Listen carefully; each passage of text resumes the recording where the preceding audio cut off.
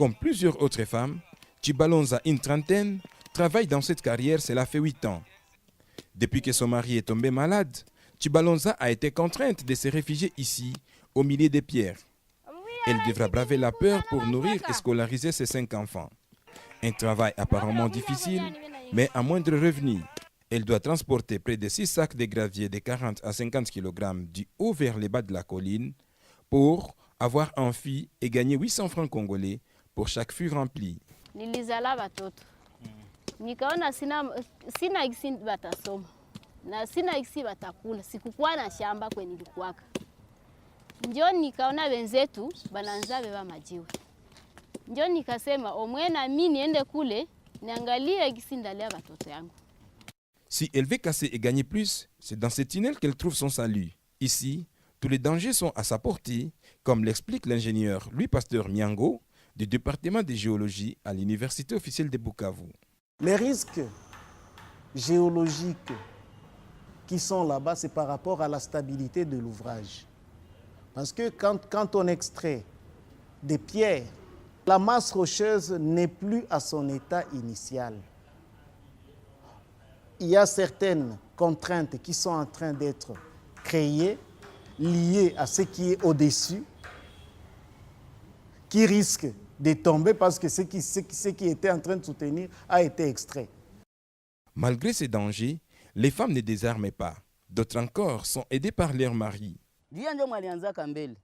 Ukuya nikikutana anaanza tumika pamoja na wenzake, banatosha mabido kule kumugongo, banafikisha hapa, anarudia analipa tena franka, njoo baigonge baipige kwa sawa ikwe gravier. Sasa niliona vile nikasema hata omwena mimi nikamate matoni kwenda saidia huyu mama hapa juu tunaweza pata sabuni kesho hapa. Il y a peu, une des femmes a avorté d'une grossesse de 5 mois. Il voulait à tout prix transporter les graviers malgré elle.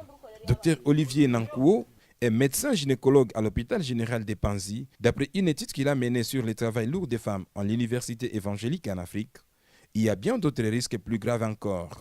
Ces lourds travaux, quelquefois, ça entraîne à ce que nos femmes vieillissent aussi tôt, n'est-ce pas?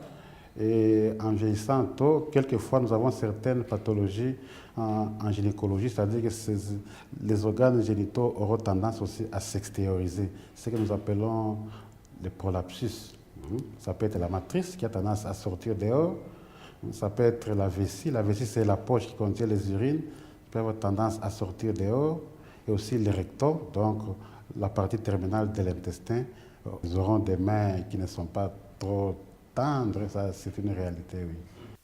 La pauvreté qui frappe de plus en plus la population pousse à la créativité, mais aussi expose à de gros risques. Ce qu'elles font, c'est vraiment une pauvreté terrible. Il faut voir comment les encadrer. Et là, c'est un appel que nous lançons aux partenaires. Si les partenaires peuvent comprendre qu'il y a lieu d'encadrer ces femmes pour qu'après avoir travaillé comme ça, elles trouvent une autre préoccupation, une autre occupation qui peut rapporter de l'argent à suppléer à ce qu'elles gagnent. Alors ça leur permettra de travailler moins.